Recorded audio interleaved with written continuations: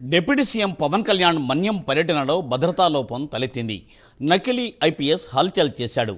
Why category భద్రతలో ఉన్న పవన్ కళ్యాణ్ చుట్టూ బలివాడ సూర్యప్రకాశ్రావు అనే వ్యక్తి తిరిగాడు. ఐపీఎస్ యూనిఫామ్లో ఉన్న ఆ వ్యక్తికి కొందరు అధికారులు శాల్యూట్ కొట్టి ఫోటోలు దిగారు.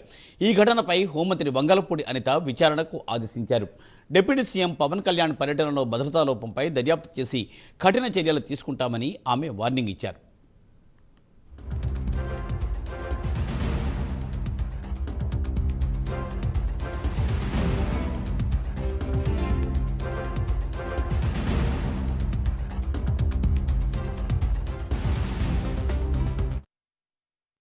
పవన్ కళ్యాణ్ మన్యం పర్యటనలో భద్రతా లోపం తలెత్తింది. ఐపీఎస్ యూనిఫామ్లో ఉన్న ఒక నకిలీ వ్యక్తి హల్చల్ చేశాడు.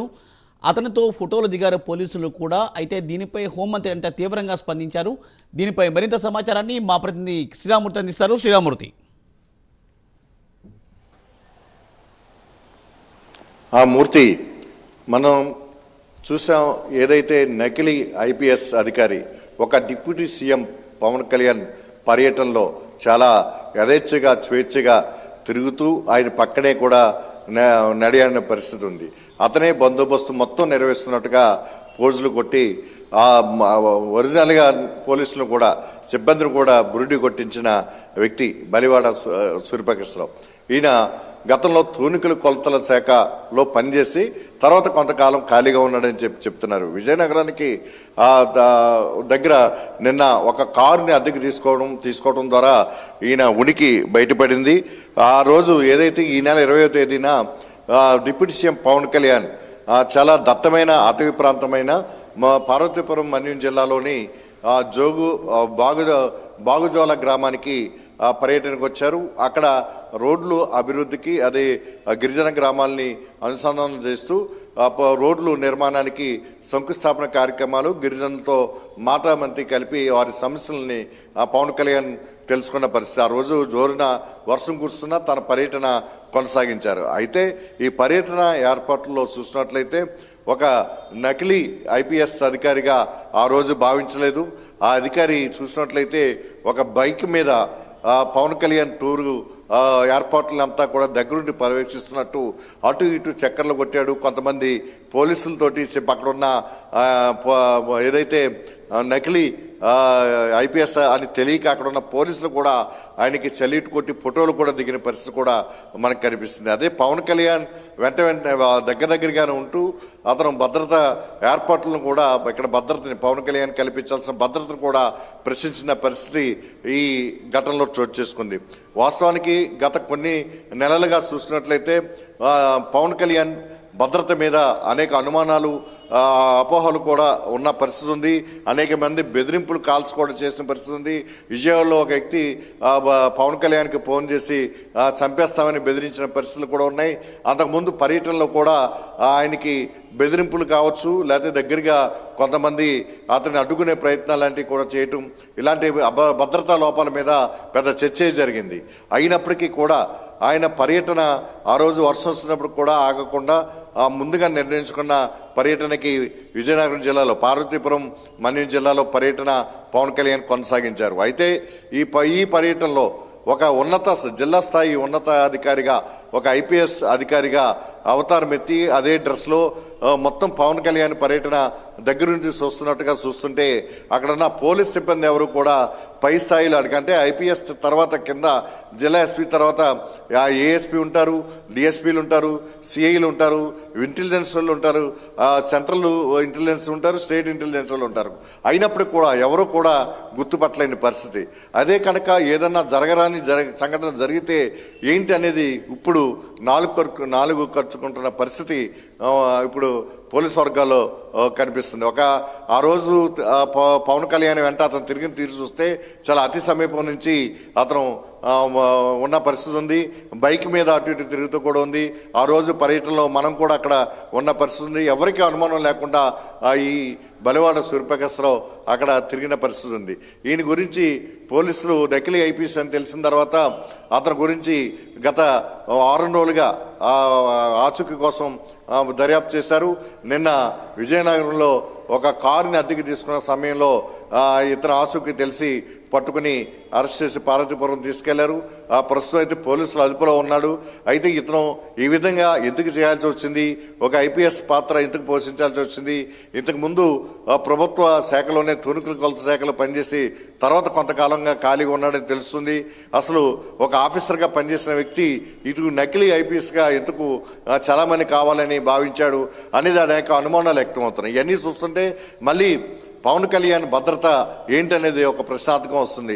ఒక వ్యక్తి పోలీసు వేషంలోనే దగ్గరగా వచ్చి పైగా మారుమూల ప్రాంతంలో మన్యం జిల్లాలో ఈ గిరిజన గ్రామాల్లో పర్యటిస్తున్నప్పుడు అతను దగ్గరగా తిరిగాడంటే ఏమి సంకేతాలు ఇస్తున్నట్టుగా కూడా ఇప్పుడు చర్చనీయాంశంగా మారింది.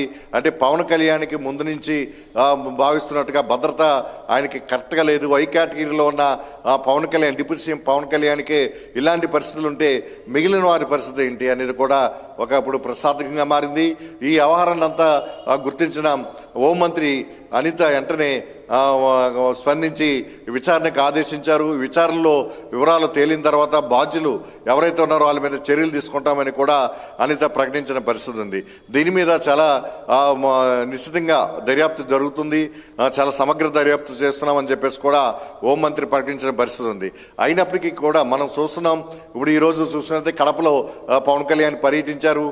ఇప్పుడు అక్కడ బందోబస్తు చేసేటప్పుడు ఎవరెవరు ఎదురు వేస్తుంటారు, ఏ పాయింట్లో ఎవరు ఉండాలి, ఎవరు ఎక్కడ ఉండాలి, ఏ అధికారి ఏ పాయింట్కి బాధ్యత వహిస్తారు, సభ దగ్గర ఎవరు ఎక్కడ ఉండాలి, కాన్వాయ్లో ఎవరు ఉండాలి, అలాగే హెలికాప్టర్ దిగుతుంటే హెలిప్యాడ్ దగ్గర ఎవరు ఉండాలి, ఇలాంటి అన్నీ కూడా పోలీసులు చాలా నిశ్చితంగా విఐపి పర్యటనలో చేస్తుంటారు. అలాంటి సందర్భంలో ఇక్కడ ఈ మన్యం జిల్లాలో ఈ నెల 20వ తేదీన పవన్ కళ్యాణ్ పర్యటన కొనసాగిన నేపథ్యంలో ఒక ఐపీఎస్ అధికారి వ్యాసంలో ఒక వ్యక్తి అటు ఇటు బైక్ మీద తిరుగుతూ ఉంటే కనీసం పోలీసులకి అనుమానం కూడా రాకపోతే ఏంటి పరిస్థితి? పైగా ఇది ఏదైతే మావోయిస్టు ప్రభావిత ప్రాంతాలు కూడా ఈ పర్యటనకి అతి సమీపంలో ఉన్నాయి. గతంలో కూడా ఇది ఒక ప్రభావిత ప్రాంతం కూడా. అలాంటి సందర్భంలో అసలు ఎవరు ఆ రూపంలో వచ్చారనేది కూడా గుర్తించలేకపోయారంటే ఇందులో పోలీసుల వైపేలో ఉంది. ఖచ్చితంగా అక్కడ ఉన్న ఏదైతే జిల్లా స్థాయి అధికారులు ఉన్నారో, అక్కడ ఉన్న డివిజన్ స్థాయి అధికారులు ఉన్నారో, వీళ్ళందరూ బాగా ఇది కూడా వైఫల్యం ఉందని చెప్పేసి కూడా విమర్శలు వినిపిస్తున్నాయి. ఏదైనా ఇప్పుడు హోంశాఖ మంత్రి అనిత ఎప్పుడైతే ఈ దర్యాప్తుకు ఆదేశించిందో దీని మీద సమగ్ర దర్యాప్తు జరుగుతుంది, బాధ్యుల మీద చర్యలు తీసుకుంటామని చెప్పేసి అనిత ప్రకటించిన పరిస్థితి ఉంది. మూర్తి కానీ శ్రీరామూర్తి ఒక ఐపీఎస్ స్థాయి అధికారి తప్పనిసరిగా ఎడిషనల్ ఎస్పీ ఉంటారు, అలాగే మీరు చెప్పినట్టుగా సిఐలు ఉంటారు, అలాగే డిఎస్పీ ఉంటారు. వాళ్ళెవరూ కూడా గుర్తుపట్టిన కొత్త పర్సన్ అక్కడ తిరుగుతుంటే అట్లీస్ట్ వాళ్ళు గుర్తుపట్టలేకపోయారా? ఇది నిఘా వైఫల్యంగా మనం భావించవచ్చా? ఖచ్చితంగా మూర్తి, ఇది చాలా పెద్ద ఇష్యూ. కానీ నెగా రెండు రకాలుగా ఉంటాయి. సెంట్రల్ ఇది ఉంటుంది, స్టేట్లోనే రెండు నెగా విభాగాలు ఉంటాయి. అవి ఖచ్చితంగా వాళ్ళు పని చేసుకుంటూ ఉంటారు. వాళ్ళు ఎక్కడ వైఫల్యం జరిగింది ఏంటి అనేది కూడా వాళ్ళు ప్రభుత్వానికి రిపోర్ట్ ఇస్తూ ఉంటారు. ఇక్కడ స్థానికంగా ఉన్న పోలీసులతోటి వారు ఎక్కువగా ఇది కాకుండా అక్కడ ఏం జరిగింది అనేది రిపోర్ట్ ఇస్తుంటారు.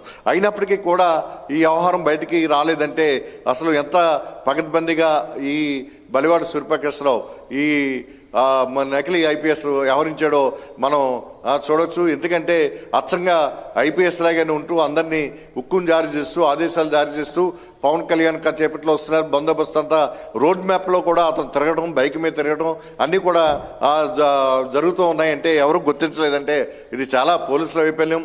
సాధారణంగా చాలా మందిని ఆ రోజు ఆ రోడ్డుకి చాలా దూరంగానే ఆపేసి వెళ్ళని పరిస్థితి ఉంది.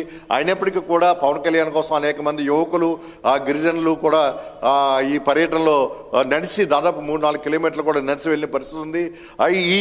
ఈ విధంగా చూసినట్లే బైక్ మీద పోలీసులు అడుగడుగునా ఉన్నారు.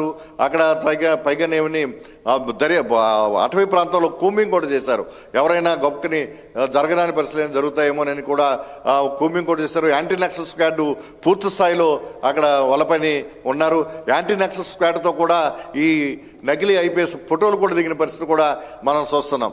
ఇలాంటి ఆ పరిస్థితుల్లో కూడా ఎవరు ఏంటి అనేది కూడా తెలియకుండా పరిస్థితి ఉందంటే ఇది చాలా వైఫల్యం, నిఘా వైఫల్యం ఉన్నట్టుగా చెప్పాలి. అలాగే పోలీసు జిల్లా అధికారులు కూడా వైఫల్యం ఉన్నట్టు చెప్పాలి. అయితే దీని మీద పూర్తి స్థాయి విచారణ జరుగుతుందని చెప్పి హోంమంత్రి అనిత ప్రకటించిన నేపథ్యంలో అసలు దీనికి కారణం ఏంటి, అతను ఈ అవతారం ఎందుకు ఎట్టాడు, గతంలో తూనుకుల కొలతల శాఖలో ఎలా పనిచేశాడు, ఎందుకు బయటకు వచ్చేసాడు, ఇంకా ఆరా తీస్తున్న పరిస్థితి ఉంది.